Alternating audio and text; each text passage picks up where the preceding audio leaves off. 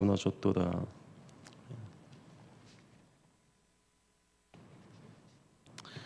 우리가 인생을 살다 보면 원하지 않은 우리가 간절 원하지 않는 여러 가지 일들을 겪을 때가 있습니다.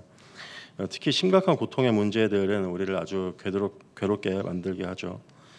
그때 우리는 하나님께 나아가서 간구하며 도우심을 구합니다. 그리고 하나님의 때가 간절히 임하기를 이제 기다리게 되죠. 하지만 간절한 기도에도 하나님이 응답하시지 않는 모습을 보게 될 때 들게 되는 생각들 그리고 반응이 있습니다.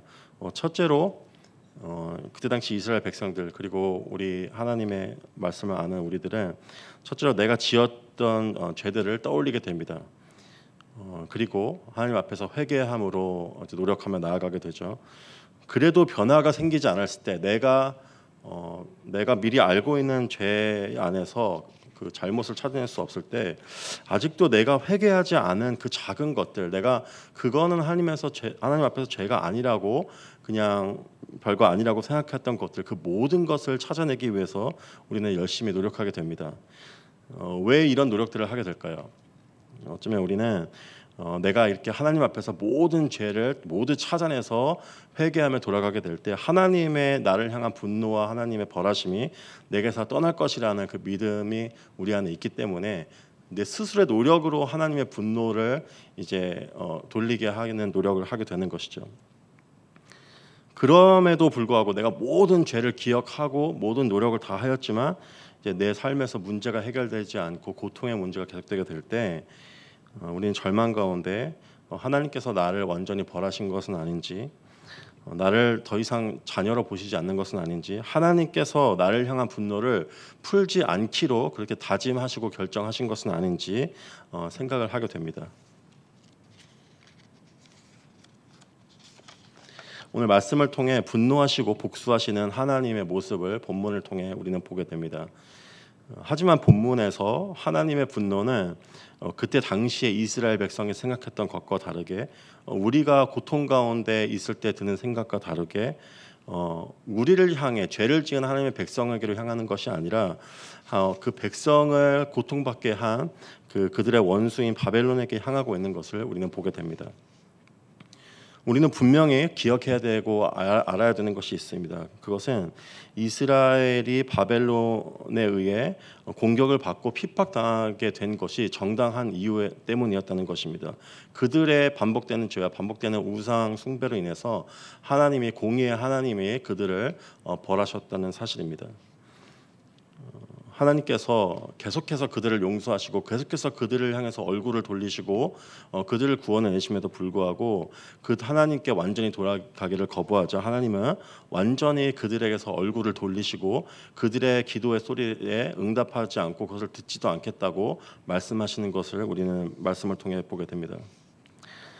하지만 오늘 본문의 말씀에서 다시 그들을 향해서 얼굴을 돌리시고 다시 그들의 기도에 응답하실 것이라는 약속을 우리는 보게 됩니다. 하나님은 하나님 앞에서 범죄하고 우상을 계속해서 분노가 다 쏟아졌기 때문입니다. 이스라엘 백성들이 계속해서 하나님 앞에 죄를 지으며 나아가자 하나님께서 이제 바벨론에 의해서 포로가 되게 되고 성이 무너지게 될 때 이런 말씀을 하시죠. 너희가 그동안 너네가 죄를 갖고 내 앞에 나와서 회개할 때 너희의 죄를 내가 짊어지었지만 이제 너희 스스로가 그 너의 죄를 스스로 짊어지라고 말씀을 하십니다. 그들이 하나님의 보호하심을 받지 못하고 용서하심을 받지 못하고 스스로의 죄를 스스로 짊어지게 되자 하나님께서 그들을 향한 모든 분노를 쏟아내십니다. 그리고 대부분 많은 사람들이 바벨론에 의해서 죽임을 당하게 되죠. 그 후에 하나님께서 모든 분노를 그 죄인들 향해서 쏟아내신 후에 하나님께서 그들에게 귀를 기울이기 시작하십니다. 둘째로 그들이 하나님께 간절히 기도하며 간구하였기 때문입니다. 그들이 기도로 자신의 원수를 향해서 하나님께서 복수해 주실 것을 아마 한 번만 기도한 것은 아닐 것입니다. 그들이 바벨론에 의해서 둘러싸임을 당하게 될 때, 죽임을 당하게 될 때, 포로로 잡혀가게 될 때, 포로 생활에서 70년 동안 있을 때 하나님 앞에서 간절히 아마 기도했을 것입니다. 그 긴 세월 가운데 끝나지 않는 고통 가운데 포기하지 않고 계속해서 하나님께 기도하게 될 때 하나님의 때에 다시 그들 향해 얼굴을 돌리시고 기도에 응답하시는 것을 보게 됩니다. 우리는 믿음 가운데 포기하지 않고 계속해서 믿음을 붙잡고 하나님께 구하며 간구하게 될 때 언젠가는 하나님께서 우리의 기도에 응답하시고 하나님이 정하신 때에 고통과 절망 가운데 모든 희망이 사라진 그때에 우리를 찾아오시고 우리를 건지러 찾아오시는 하나님을 경험하게 됩니다. 셋째로 기다림의 시간이 끝났기 때문입니다. 오늘 본문 38절에서 이렇게 말하고 있죠. 그들이 다 젊은 사자같이 소리지르며 새끼 사자같이 으르렁거리며 열적이 일어날 때 내가 연회를 베풀고 그들을 취하여 기뻐하다가 영원히 잠들어 깨지 못하게 하리라. 우리를 대적하는 원수들이 있습니다. 하나님의 백성들을 괴롭히는 사람들과 세력들이 있죠. 그리고 우리를 고통받게 하는 그 문제들과 그런 상황들이 있습니다. 그리고 그 모든 것 뒤에 있는 궁극적으로 우리의 원수된 사단이 있습니다. 그들이 사자같이 우리에게 으르렁거리며 우리를 향해 달려들 때가 있죠. 마치 우리가 보기에 그들 스스로 보기에 모든 권세를 그가 가진 것처럼 하나님의 백성을 삼키려고 하고 찢어버리고 무너뜨리려고 할 때가 있습니다. 그 권세와 그 역사를 우리 삶에서 경험하게 되죠. 사단이 육신적으로 정신적으로 우리를 공격할 뿐만 아니라 영적으로도 우리를 공격해서 우리의 믿음을 흔들고 하나님에 대한 믿음을 포기하게 하고 싶게 만들 만큼 완전히 무너뜨리는 그 근처까지 우리를 데리고 갈 때가 있습니다. 하지만 본문에서 하나님이 이렇게 말씀하고 계시죠. 하나님이 그 원수에게 하나님의 백성의 원수된 자에게 연회를 베풀고 그들을 먼저 취하게 하겠다고 말씀하십니다. 이것이 무슨 뜻일까요? 먼저 하나님께서 나의 대적들이 그리고 나의 문제와 상황이 사단이 하나님의 백성을 공격하며 찢으려고 할 때 그것이 성공하는 것 같고 사단을 대적할 자가 아무것도 없는 것처럼 생각하도록 스스로 그가 취하도록 하나님께서 그것을 내버려 두시고 사단 스스로도 속아버리도록 하나님께서 그 앞에서 그가 승승장구할 때 연회를 베풀어 주시겠다는 이야기입니다. 사단은 자신에게 모든 권세가 있고 우리를 완전히 무너뜨릴 거라고 착각을 하고 생각을 하지만 우리 또한 그렇게 보일 때가 있고 착각하고 좌절할 때가 있지만은 그 권세와 우리가 겪는 고통은 잠시 하나님께서 허락하신 것이라는 사실을 우리는 기억해야만 합니다.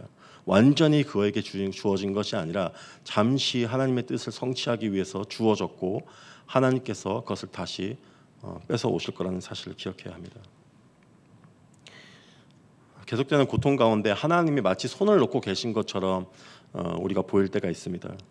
그리고 사단의 권세와 공격이 나의 고통이 끝나지 않을 것 같은 것처럼 보일 때가 있습니다. 하지만 그때에도 우리는 기억해야 되는 사실이 있습니다. 하나님께서 그 모든 것을 하나님께서 알고 계시고 그 모든 것이 하나님의 계획 가운데 있는 사실이고 하나님께서 모든 것을 통치하신다는 사실입니다.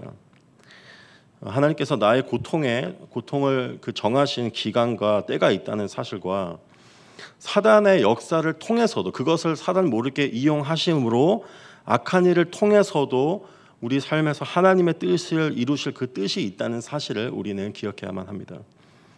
그리고 그 권세가 영원할 것 같을지라도 내 고통의 시간이 영원할 것 같을지라도 하나님께서 반드시 사단의 권세를 무너뜨리시고 우리를 구원하실 거라는 사실을 우리는 믿어야만 합니다. 인생을 살며 하나님의 이 삶에서 다양한 건지심과 구원을 우리는 경험하게 되죠. 여러 가지 문제들, 관계의 문제, 금전적인 문제들, 중독의 문제들, 또 육체와 정신적인 문제들을 우리는 겪게 됩니다. 모든 고통은 하나님의 정하신 때에 그분의 능력으로 단번에 해결될 수 있음을 우리는 믿고 또 그것을 경험하게 됩니다. 그 구원을 통해 하나님께서 이루실 일들에 대해서 이렇게 설명하고 있습니다. 44절에 내가 배를 바벨론에서 벌하고 그가 삼킨 것을 그의 입에서 끌어내리니 민족들이 다시는 그에게로 몰려가지 아니하겠고 바벨론 성벽은 무너졌도다. 하나님의 구원과 하나님이 스스로 이루실 영광을 보게 될 때 나의 문제와 고통이 해결된 것이 우연이 아니라 내가 정말 노력함에도 그것이 해결되지 않을 때 하나님께서 그 끝에서 하나님이 직접 자신의 손으로 나를 건지셨다는 그 사실을 내가 깨닫고 보게 될 때 다시는 이 세상의 권세 잡은 원수와 사단에게 속아서 우상하게 헛된 우상하게 몰려가는 것이 아니라 모든 사람들이 나를 포함한 모든 사람들과 모든 열방과 모든 민족들이 하나님의 구원을 알고 하나님의 능력을 알고 그분께 나아가 예배하게 될 것이라는 것입니다. 하지만 나의 삶에서 하나님의 건지심과 도우심과 그 구원을 보지 못하게 된다면 어떻게 될까요? 기다렸지만 끝내 그것이 이루어지지 않을 때 우리는 어떻게 하나님을 예배하며 나아갈 수 있을까요? 그때 우리는 이 땅에서 하나님의 구원의 손길을 경험하지 못할지라도 하나님이 벌써 이루신 하나님이 완전히 이루어내실 그 구원을 믿음의 눈으로 바라볼 수 있어야 합니다.